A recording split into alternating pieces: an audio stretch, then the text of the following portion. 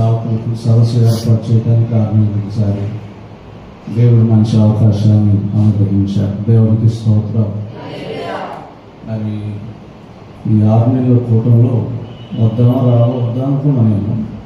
సరే అవకాశం అంటే వద్దా లేకపోతే అనుకుంటే ప్రభు ఒక దర్శనం చూపించారు. ఎంత దర్శనం అంటే లెట్రిన్ బావులు నిండిపోయింది. 2 బావులు నిండిపోయినాయి. లెట్రిన్కి వెళ్తుంటే పైన ఉంటున్నాయి కానీ లోపల ప్రజలు నీళ్ళు వస్తుంటాయి. అంటే ఏంటి, అందరం సాగుతులే కదా, ఇది బాగుంటో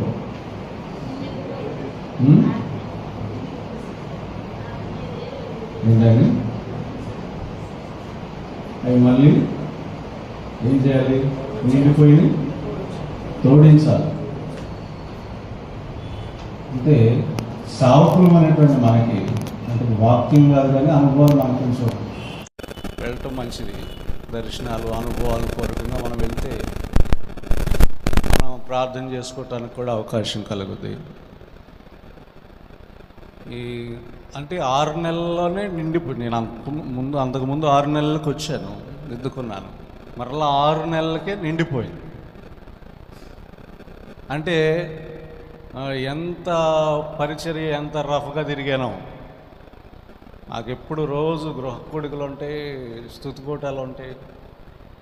అది కొంచెం నేను 2 చోట్ల జరపాలి. ఆ 2 చోట్ల వాళ్ళు ఎంతమంది, 200-300 మంది సంఘం దేవుడు అప్పచెప్పాడు ఆ బాధ్యత. మరి ఇవన్నీ చేసేపాటికి మరలా అంత నిండిపోయింది, అప్పితత పెరిగిపోయింది. మరలా ఏం చేయాలి, ఇక్కడికి వచ్చి అదంతా తోడేసేయాలి, బావిలో క్లియర్ చేస్తే మరలా గొప్ప సేవ చేయడానికి, మరలా రీఛార్జ్ అవ్వటానికి. అయ్యగారు చెప్పారు రాత్రి, ఫోన్ రీఛార్జ్ పెడుతున్నాను అంటే మనం రీఛార్జ్ చేసుకోవడానికి ఈ స్థలానికి వచ్చాం. రీఛార్జ్ అయితే మరలా రీఛార్జ్ ఎప్పటికి అయిపోద్ది, మళ్ళీ 6 నెలలకి అయిపోద్ది. మధ్యలో మనం ప్రార్థన చేసినా చేయకపోయినా. అందుకని పౌలు గారు అన్నాడు, నేను ఇతరులకు ప్రకటించి నేను భ్రష్టుడిని అయిపోదునేమోనని నా శరీరమును నలగగొట్టుకున్నాను అన్నాడు. దేవునికి స్తోత్రం. భ్రష్టత్వం రాకుండా ఏం చేయాలంట, శరీరాన్ని నలగగొట్టుకోవాలి. ఇది 2 రోజులు అవకాశం ఉంది, 2 రోజులు ప్రార్థన చేసుకుని వెళ్దామంటే, బ్రదరు మీరు చెప్పండి, కొద్ది నిమిషాలైనా బలహీనతగా ఉందంటే అయినా సరే మీరు చెప్పగలరు, మీరు చెప్పండి, దేవుడే కదా మాట్లాడేది అన్నారు. సరే దైవజనుల మాట తీసేయలేక నేను నిలబడ్డాను, సిద్ధపడలేదు. ప్రభునందు ప్రియ దేవుని బిడ్డలారా, మనమంతా ఉన్న 2 రోజులైనా 3 రోజులైనా అవకాశాన్ని బట్టి మరి బాగా ప్రార్థన చేసుకొని సెల్ ఫోన్కి ఫుల్గా రీఛార్జ్ పెట్టి ఎలా చూస్తామో అలాగే మన ఆత్మీయ జీవితంలో మరి బలంగా ప్రార్థన చేస్తే చాలా మంచిది. రాత్రి నాన్నగారు కనపడ్డారు కానీ ఏం మాట్లాడలేదు, అజరై నాన్నగారు. మరి తర్వాత దేవుడు ఇంకో దర్శనం చూపించాడు, నేను ఇంకా ఆశీర్వదిస్తాను నిన్ను అని. ఆ తెల్లారుజామునే వచ్చింది వారిని. దేవుడు మనం ఎంతగా ప్రభువులో ముందుకు కొనసాగితే అంత ఆశీర్వాదం దొరుకుద్ది. దేవునికి స్తోత్రం. నేను తెన్నేరులో సేవ చేస్తున్నాను, కొంతమంది తెలుసు కొంతమంది తెలియదు. నాన్నగారు తర్వాత నేను సేవ చేస్తున్నాను. ఈ అయ్యగారు 10 రోజులు ఉన్నాను నా దగ్గర వచ్చి. ఆయన చెబుతున్నాడు, ఈ తెలంగాణ రప్పియాలనో లేకపోతే ఆయన దర్శనం వచ్చిందో కానీ నల్గొండ వచ్చినట్టుగా వచ్చింది దర్శనం సేవకి అంటున్నాడు. నాకేమో వేరే చాలా దూరం అంట, చాలా దూరం వెళ్ళారంట సేవా పరిచర్యకి. నాకు అలా దర్శనం వచ్చింది. తర్వాత చాలామంది లైన్లు వరుసనే నుంచుని ఉన్నారంట, నిలబడి ఉన్నారంట. నేను కుర్చీ వేసుకుని కూర్చుంటే వచ్చి వాకింగ్ కూడా చెప్పట్లేదు వాళ్ళు. అయ్యా ప్రార్థన చేయండి అంటే ఇలా చేసి ఒక్కొక్కరికి 2-3 నిమిషాలు వాళ్ళకి ప్రార్థన చేస్తే అప్పటికప్పుడే వాళ్ళకున్న బలహీనతలు, వారికున్న వ్యాధులు అప్పటికప్పుడే స్వస్థత పొందుకొని సాక్ష్యం చెప్తా ఉన్నారు. దేవునికి స్తోత్రం, దేవునికి స్తోత్రం. దైవ సేవకులుగా దేవుడు మనకిచ్చినటువంటి వరాలను బట్టి దేవుడు వాడుకుంటాడు. మనందరిని, ఇక్కడ ఉన్న వారందరినీ వాడుకోవటానికే ప్రభువు పిలుచుకున్నాడు, ఏర్పాటు చేసుకున్నాడు, బలంగా వాడుకుంటాడు. దేవునికి స్తోత్రం. ఆయన చేత, ఆయనలో మనం వాడబడాలంటే మనం ఎంతగా శరీరాన్ని నలగొట్టుకొని ఎంతగా మనం ప్రార్థన చేస్తామో అంత గొప్పగా వాడుకుంటాడు.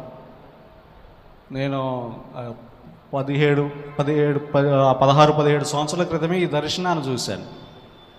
అప్పటికప్పుడే స్వస్థతలు జరుగుతున్నాయి. కూర్చుని నిలబడి ప్రార్థన చేయలేను. ఎందుకంటే చాలామంది 1 కిలోమీటర్ వరకు నుంచునే ఉన్నారు, నిలబడే ఉన్నారు ప్రార్థన చేయించుకోవడానికి. మరి దేవుడు రాబోయే దినాల్లో అలా చేస్తాడని నేను నమ్మాను. అందరినీ అలా వాడుకోవటానికి ఆయన సిద్ధంగా ఉన్నాడు. దేవునికి స్తోత్రం. ప్రభునందు ప్రియ దేవుని బిడ్డలారా, మనందరికీ పరిచయమైన వాక్య భాగం చదువుకుని దేవుని మాటలు మనం తెలుసుకుందాం. పరిశుద్ధ గ్రంథములో నుంచి గలతీలకు రాసిన పత్రిక 3వ అధ్యాయము 3వ వచనం. మీరు ఇంత అవివేకులైతిరా, మొదట ఆత్మానుసారంగా ఆరంభించి శరీరానుసారంగా పరిపూర్ణులగుదురా, వ్యర్థముగానే ఇన్ని కష్టములు అనుభవించితురా, అది నిజముగా వ్యర్థమగునా?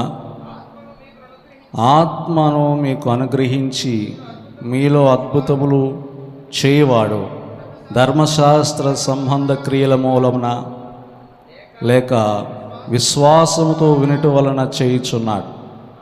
చాలు. ప్రభునందు ప్రియా దేవుని బిడ్డలారా, ఇక్కడ రాయబడినటువంటి పరిశుద్ధ గ్రంథములో ఈ అపోస్తలుడైన పౌలు గలతీ సంఘానికి ఈ మాట రాస్తూ ఉన్నాడు. గలతీ సంఘం మొదట ఎలా ప్రారంభించారు అంటే ఆత్మానుసారంగా ప్రారంభించారు. తర్వాత రాను కొన్ని సంవత్సరాలు అయిన తర్వాత ఎలా మారిపోయారంట?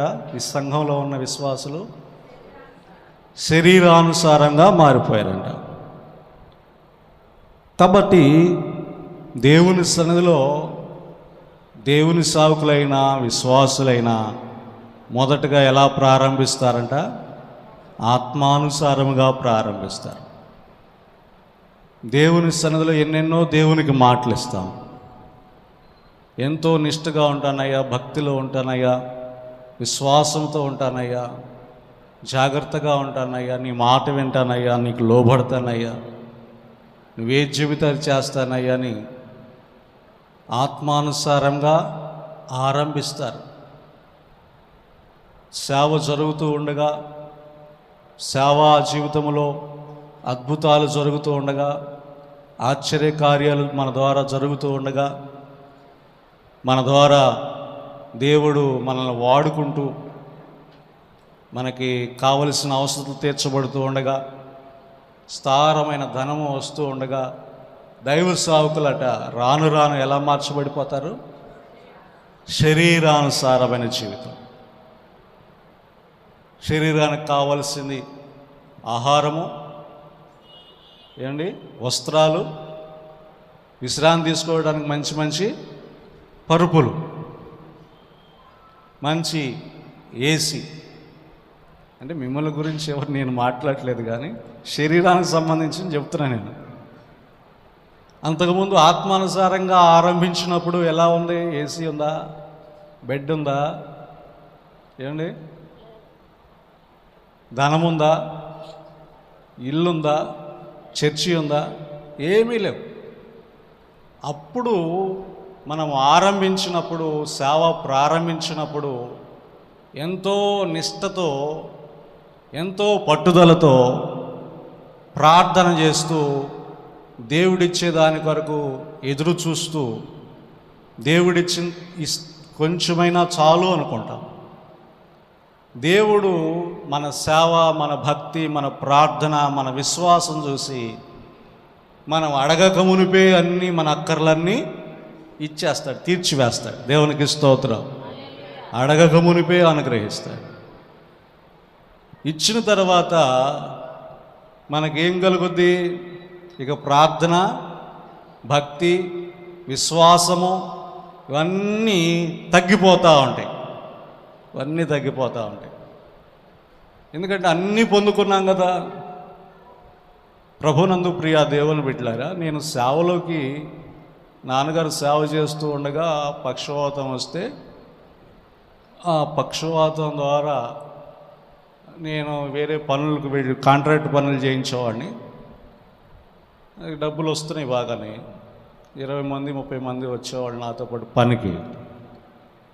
నేను సేవ చేయాలయ్యా, పని చేయకూడదు అని నాన్నగారు వాళ్ళు చెప్తే,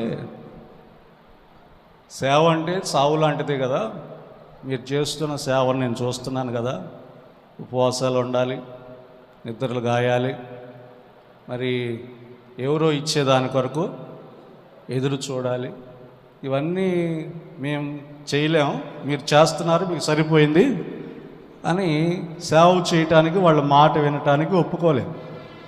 ప్రభు కొన్ని సంవత్సరాలు చూసిన తర్వాత పక్షవాతం నాన్నగారికి వచ్చింది.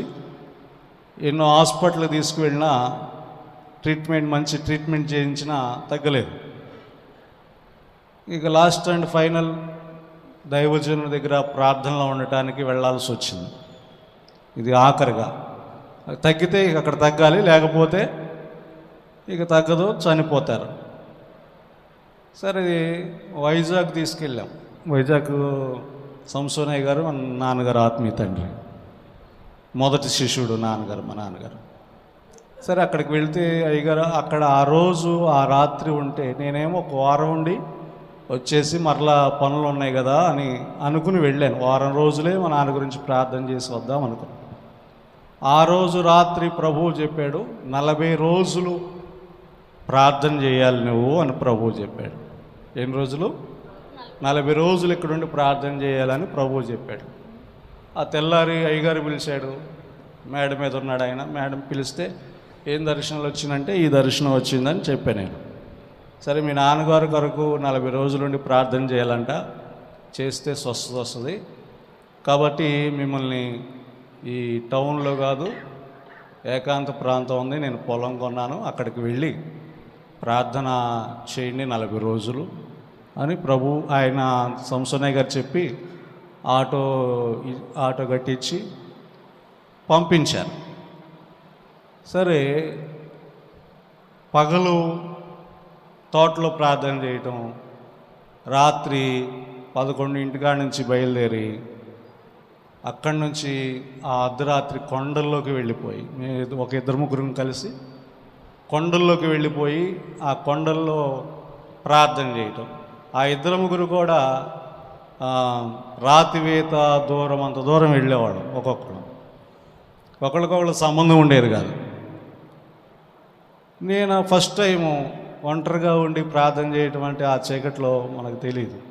అయినా సరే ఆయన ఏమన్నాడంటే, మమ్మల్ని తీసుకెళ్ళి అతను మీరు ఇక్కడ ఉండండి అని అక్కడ పెట్టి ఆయన దూరంగా వెళ్ళిపోయాడు.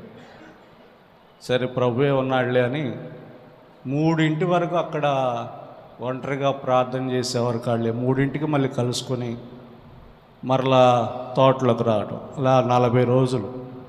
ఈ లోపే ప్రభువు చెప్పాడు, నువ్వు నా సేవ చేస్తే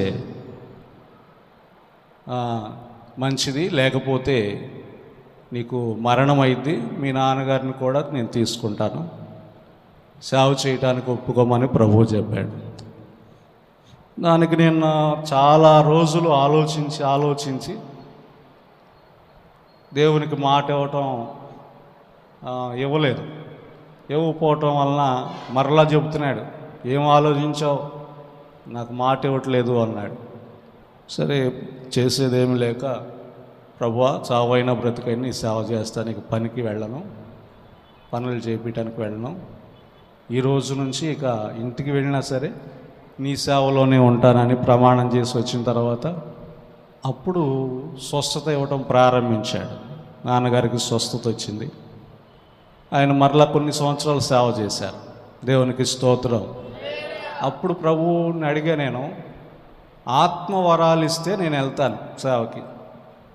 ముందే అడిగా, దెయ్యాల మీద అధికారం ఇవ్వాలి, రోగులు స్వస్థత, నీకు పాటలు పాడటం రాదు, ప్రార్థన చేయటం రాదు, వాక్యం చెప్పటం రాదు, ఇవన్నీ నీవే నడిపించాలి, మరి నేను ఎక్కడ ట్రైనింగ్ అవ్వలేదు కదా ప్రభువా అని ప్రభువుని అడిగినప్పుడు అన్ని వరాలు ఇచ్చి, దేవుడు నేను నిలబడితే ఏం మాట్లాడాలో ఆయనే నాలో ఉండి మాట్లాడటం ప్రారంభించినప్పుడు అలా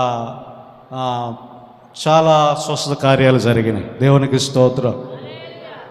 చాలా స్వస్థత కార్యాలు, అద్భుతాలు జరిగినాయి. దేవుడు చేస్తుంటే ఇక నాన్నగారు దగ్గర, మాకు నాన్నగారు అప్పచెప్పిన సంఘం ఒక 30 మంది అయితే, ఈ అద్భుతాలను బట్టి, ఈ స్వస్థ కార్యాలను బట్టి, దయ్యాల నుంచి విడుదల పొందుకున్న దాన్ని బట్టి చాలామంది ప్రజలు రావటం ప్రారంభించారు. దేవునికి స్తోత్రం, దేవునికి స్తోత్రం. చాలామంది రావటం ప్రారంభించారు. మరి అలా వస్తుంటే మొదట ఎలా ఆరంభించాను, నేను సేవ ఎలా ఆరంభించాను, ఆత్మానుసారంగా ఆరంభించాను. తర్వాత సేవ బాగా జరుగుతుంది, దయ్యాలు పట్టిన వాళ్ళు వస్తున్నారు. అంటే నేను గొప్ప చెప్పుకోవట్లేదు, నాకు ఎప్పుడు కూడా నేను గొప్ప చెప్పను, ఉన్నది ఉన్నట్టు చెప్తాను, లేకపోతే మానేస్తాను. అలా పో సైతానా ఎందుకు వచ్చావు అంటే గడగడ వనికి వెళ్ళి, చేతబడి చీకటి శక్తులు పట్టిన వాళ్ళు కూడా గడగడ వనికి వెళ్ళిపోయాయి. ఇలా పెద్ద పెద్ద శక్తులు కూడా వచ్చి అవి పేరు చెప్పి వెళ్ళిపోయాయి. ఒకరోజు ఘట సర్పం అంది, నువ్వు కూతంతలేవు, నన్ను ఎల్లగొడతావా, పిట్ట కొంచెం కానీ కూతగానం అంది ఘట సర్పం. నేను నీ దగ్గరికి రావాలంటే నాకు భయం వేస్తుంది, అగ్ని ఉంది, నీ దేవుడు ఉన్నాడు నీలో అని చెప్పింది. సరే, అలా గొప్ప కార్యాలు జరుగుతున్నాయి. ఎందుకంటే శరీరానుసారంగా ఎలా అవుతున్నామో చూస్తూ ఆ విషయాలు చెప్తున్నాను. గొప్ప కార్యాలు జరుగుతున్నాయి, సంఘం వస్తుంది, ధనం వస్తుంది, ఏ పని చేయటానికి ప్రారంభించినా ఆ పని అవుతుంది. ఎవరు ఏ మాట చెప్పినా గడగడ పలానా పని చేసి రమ్మంటే చేసి వస్తున్నారు. అన్నీ జరుగుతూ ఉన్నాయి. జరుగుతూ ఉండగా ఇక మ్యారేజ్ కాకముందు 7 సంవత్సరాలు దేవుని పరిచర్య చేశాను. ఇక అప్పుడు అవకాశం లేదు సాతానికి, నీవు నాకు దొరుకుతావు అన్నా. నేను నీకు దొరకటం ఏంటి, నేను దొరకను కదా అన్నా. నీవు నాకు దొరుకుతావు కంపల్సరిగా, నీవు నన్ను ఎలా ఎళ్ళగొట్టావో, నేను ఎంత బాధపడ్డానో నీవు కూడా అంత శ్రమ అనుభవించాలి. ఇక్కడ దైవ సాకులంగా ఒక విషయం గమనించాలి. దైవజనులు రాత్రి చెప్పారు, యేసునామంలో వెళ్ళిపో అని ఆజ్ఞాపించాలి. దానిని మనం ఏం చేస్తామంటే వెళ్ళిపోతుందిలే అని నూనె వేయటం, లేకపోతే ప్రమాణం చేయి రానని, ప్రమాణం చేయని బైబిలు ఆ దెయ్యం పట్టిన వాళ్ళకి ఇచ్చి ప్రమాణం చేయించటం, ఇలా చేయటం జరిగింది. నేను ఆ విషయాలు ఆ చీకటికి బాధ కలిగింది. అసలు వాస్తవంగా బైబిల్ చదివితే యేసు ప్రభు ఆయన ఏమనేవాడు, సాతానా పొమ్ము అనేవాడు, అంతే.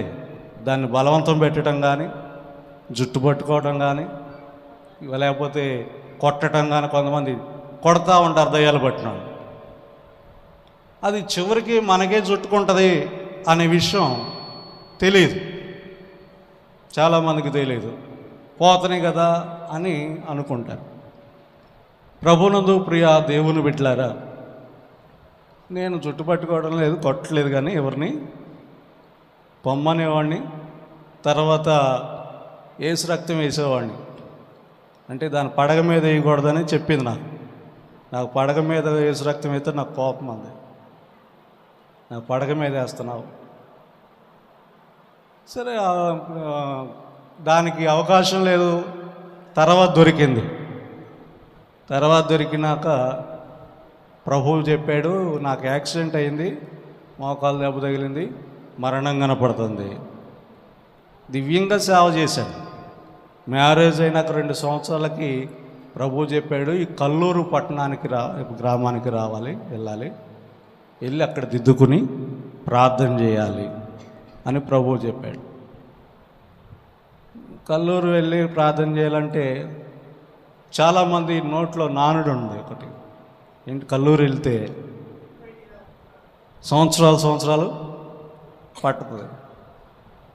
అక్కడి నుంచి బయటికి రావాలంటే కష్టం, బోళ్ళన్నీ అక్రమాలు కట్టాలి. అయ్యగారు కట్టమంటాడు. మరి నేను వచ్చాను, అయ్యగారు కట్టమని ఎప్పుడు చెప్పలేదు. నేను వచ్చాను, అయ్యగారు 2 రోజులు ఉండమని చెప్పలేదు. ప్రభువే నాకు చెప్పాడు 10 నెలలు 10 రోజులు ఉండమని. అదే ప్రవచనం ద్వారా కూడా అదే మాట మరి వచ్చింది. ఆ టైం వరకు ప్రార్థన దిద్దుబాటు చేసుకుంటే నేను వదిలించినటువంటి చీకట్లన్నీ మళ్ళీ మా మీద అటాక్ చేసినాయి. ఎందుకంటే చీకట్లు అమ్మ మీదకి వచ్చినప్పుడు అవన్నీ వీడు బాగా బోధించాడు, ప్రజలకి మమ్మల్ని బాగా వెళ్ళగొట్టాడు, ఇబ్బంది పెట్టాడు. అందుకే ఇప్పుడు మేము ఇబ్బంది పెడుతున్నాం, శ్రమ పెడుతున్నాం అన్నాయి. దేవునికి స్తోత్రం.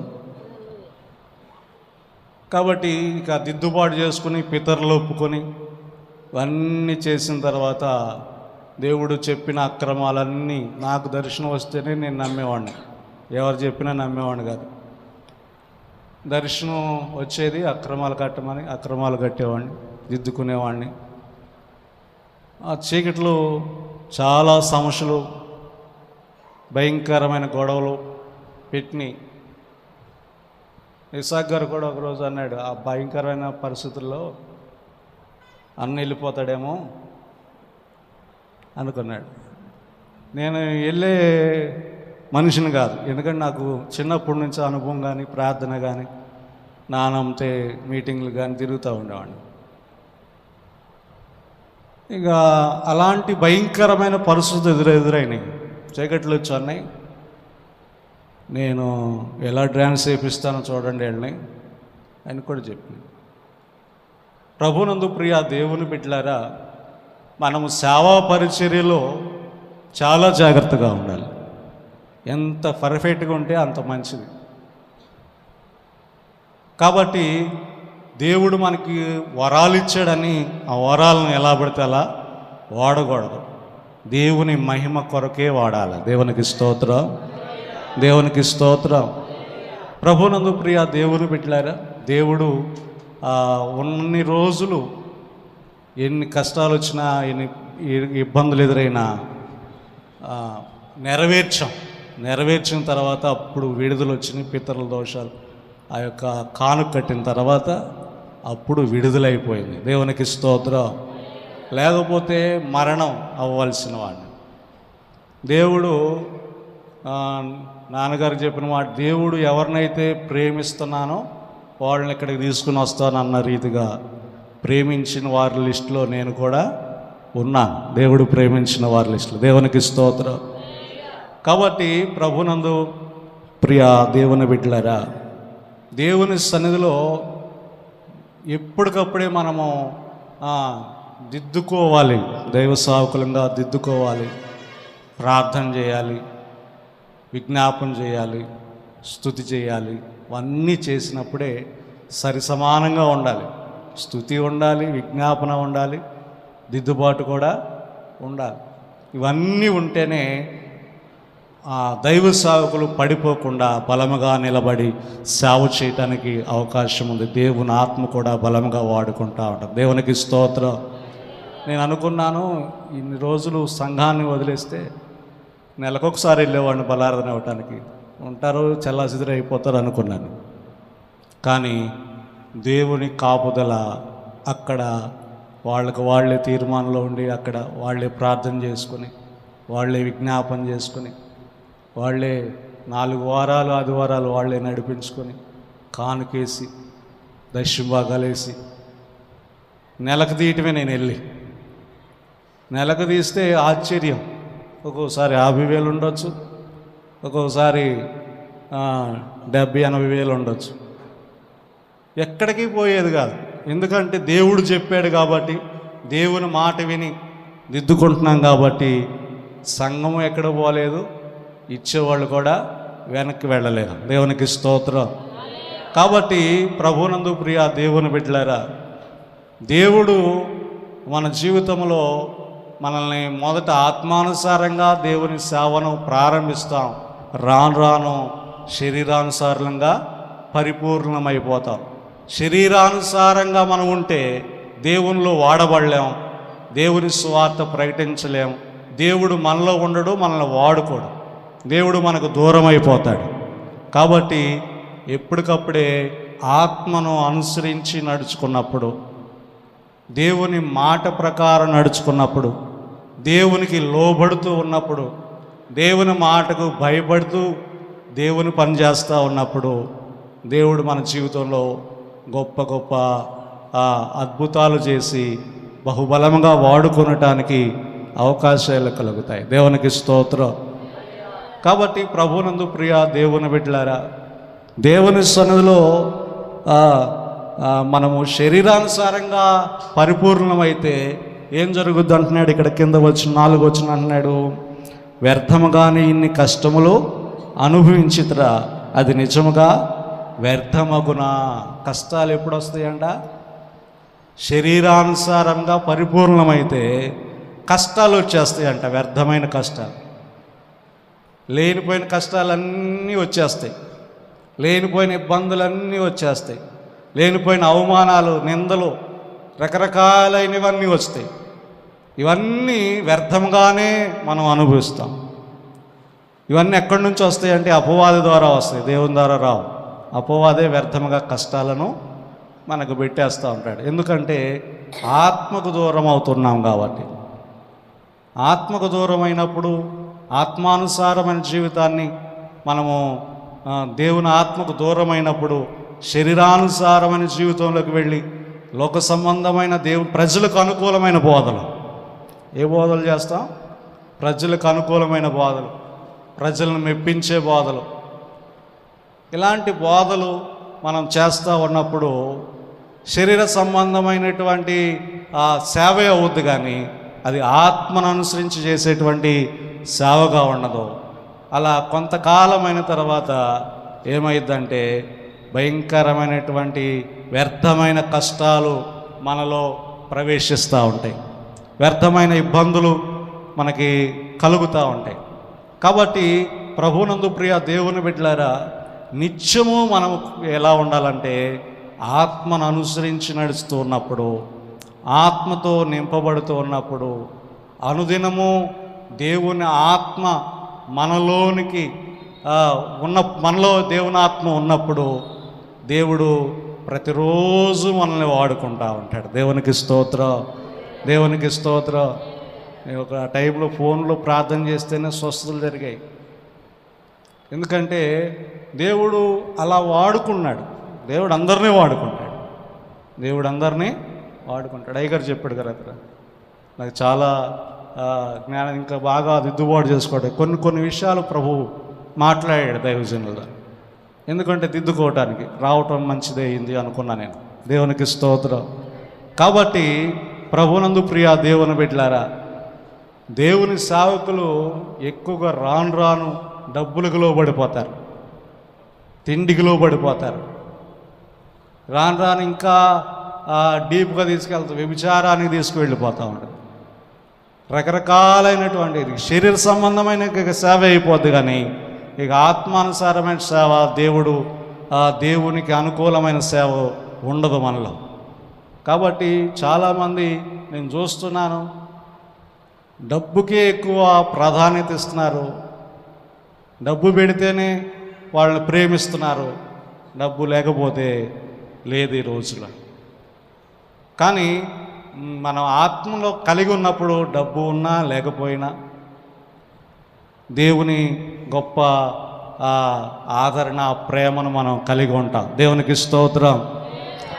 కొంతమంది తిండికి లోబడిపోయి భ్రష్టత్వం తెచ్చుకుంటారు. యేషోబు ఏం చేశాడు ఏమండి? ఒక్క పూట కూటి కొరకు జ్యేష్ఠత్వపు హక్కునే అమ్మివేశాడు. అలాంటి భ్రష్టుడైనను వ్యభిచారి అయినను మీలో ఉండకూడదు అన్నాడు. తిండికే భ్రష్టత్వం వచ్చేస్తే ఇంకా డబ్బుకి ఇంకెంత వస్తుంది ఏమండి? డబ్బుకి ఇంకెంత భ్రష్టత్వం వస్తుంది. కాబట్టి ప్రభువునందు ప్రియ దేవుని బిడ్డలారా, అందుకని పౌలు గారు అన్నాడు, మీరు అన్ని పందెం ముందు పోరాడువాడు ఎలా ఉండాలంట? అన్ని విషయములో మితముగా ఉండాలంట. చాలా తక్కువగా తినాలి, ఎక్కువగా ప్రార్థన చేయాలి, దేవుడిచ్చిన వారికే తీసుకోవాలి. ఇంకా కావాలి, ఇంకా సంపాదించాలి, ఇంకా కొనాలి, ఇళ్ళు కొనాలి, ఆస్తులు కొనాలి, అంతస్తులు కొనాలని తాపత్రయపడకూడదు. అలా దేవుని ఆత్మానుసారంగా మనం ప్రారంభిస్తే మనకి ఏది అవసరమో అది ఇచ్చేస్తాడు ప్రభు. ఏది అవసరమో అది ఇస్తాడు. దేవుడు నాకు కారు ఇచ్చాడు, కారు ప్రభు అని నేను ఎప్పుడు అడగలేదు. నాకు అవసరమైనప్పుడు ప్రభు చెప్పాడు, నువ్వు కారు బుక్ చేయి అని ప్రభు చెప్పాడు. సరే, ఆ రోజు చెప్పాడు. షోరూంలో నాకు తెలిసిన ఒక బ్రదర్ ఉంటే ఆయన ఫోన్ చేస్తే, అన్న ఉంది రండి, మంచి కారే ఉంది, 10,000 కట్టేసి బుక్ చేసాం. మళ్ళీ తర్వాత 2 లక్షలు ఇచ్చాడు, ఆ 2 లక్షలు కట్టేసి మళ్ళీ ఈఎంఐ పెట్టేసాం. దేవుడు మనకి ఏది అవసరమో అప్పటికప్పుడే సమకూరుస్తూ ఉంటాడు. దేవునికి స్తోత్రం. ఇస్తాడు. ఇక 5 సంవత్సరాలు ఈఎంఐ పెట్టారు, ఇప్పుడు 3.5 సంవత్సరాలు, ఒక్క నెల కూడా ఈఎంఐ ఆగలేదు. ఎందుకంటే అది దేవుని మాట. దేవుని మాట ఇచ్చాడు, మీరు బుక్ చేయండి, కారు కావాలి మీకు అవసరం అని ప్రభువు చెప్పాడు. కాబట్టి ప్రభు మాట ప్రకారమే ముందుకు కొనసాగాం. కాబట్టి అది కొనసాగుతూనే ఉంది. దేవునికి స్తోత్రం. కాబట్టి మనం దేవునికి అనుకూలంగా దేవుని పరిచర్య చేస్తే, దేన్ని ఆశించకుండా దేవుని పరిచర్య చేస్తే, ఆశించి మనం దేన్ని చేయకూడదు. మనము దేవుని సంతోషపెట్టుట కొరకు మనం సేవ చేయాలి. దేని కొరకు సేవ చేయాలి? మనుషులను సంతోషపెట్టే కంటే ఎవరిని సంతోషపెట్టాలంట?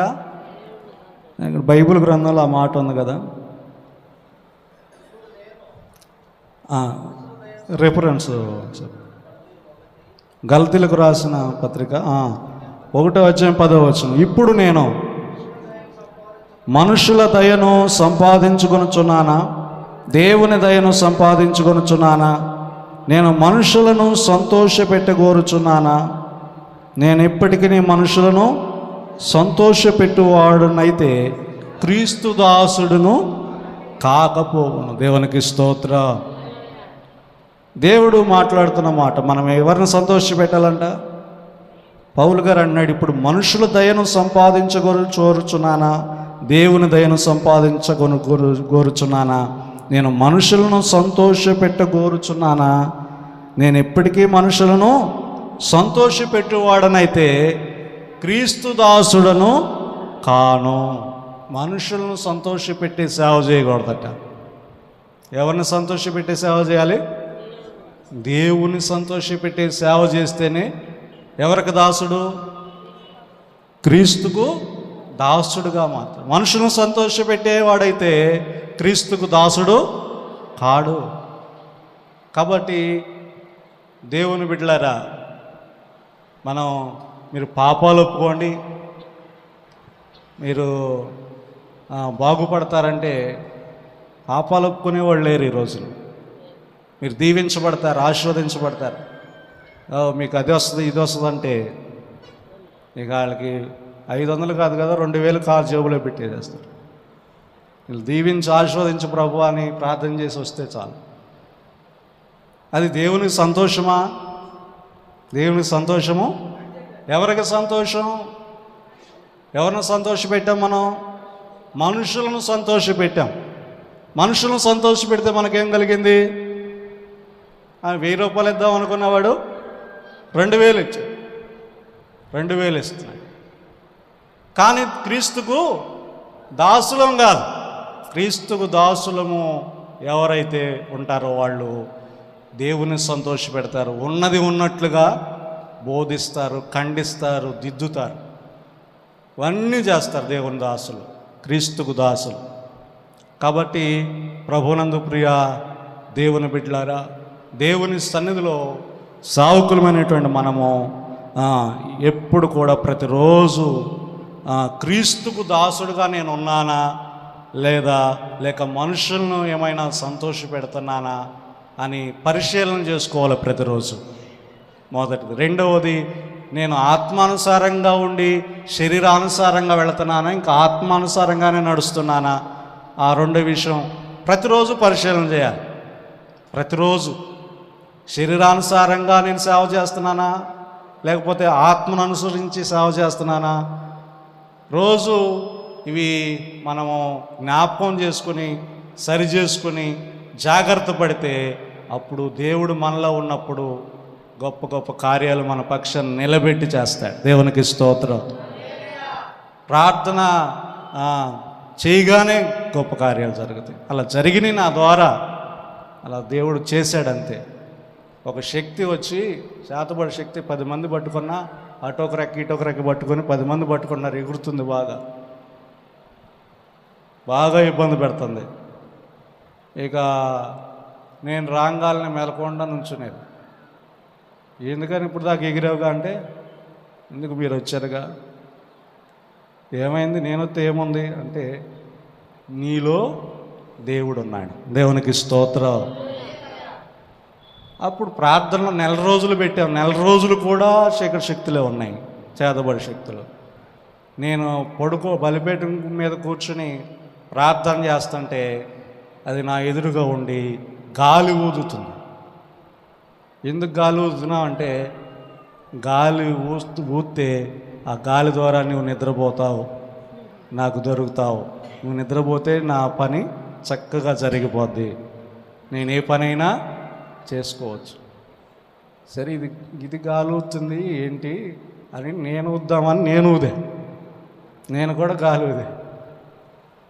ఊస్తే నేను ఊస్తేనేమో నువ్వు నిద్రపోవట్లేదు, నువ్వు ఊస్తేనేమో నాకు అగ్ని వస్తుంది. వద్దయ్యా, ఓదొద్దులే, నువ్వు ఓదొద్దు, నేను ఓదొద్దు, మెలకుండా. దేవునికి స్తోత్రం, దేవునికి స్తోత్రం. ప్రభువునందు ప్రియ దేవుని బిడ్డలారా, క్రీస్తుకు దాసులుగా ఉంటే అలాంటి గొప్ప కార్యాలు, అలాంటి అద్భుతాలు జరుగుతాయి. ఆత్మను అనుసరించి నడుచుకున్నప్పుడు మన జీవితంలో మనకి ఏ అపవాది, ఏ అపిత్రాత్మ, ఏ పాపము మనల్ని అంటకుండా, పడగొట్టకుండా దేవుని ఎదుట బలమైన సావుకులుగా వాడబడటకు, దేవుని పనిచేయటకు దేవుడు కృపను అనుగ్రహించునుగాక.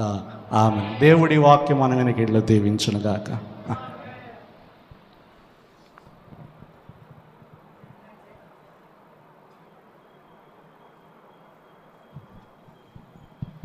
దేవునికి స్తోత్రం.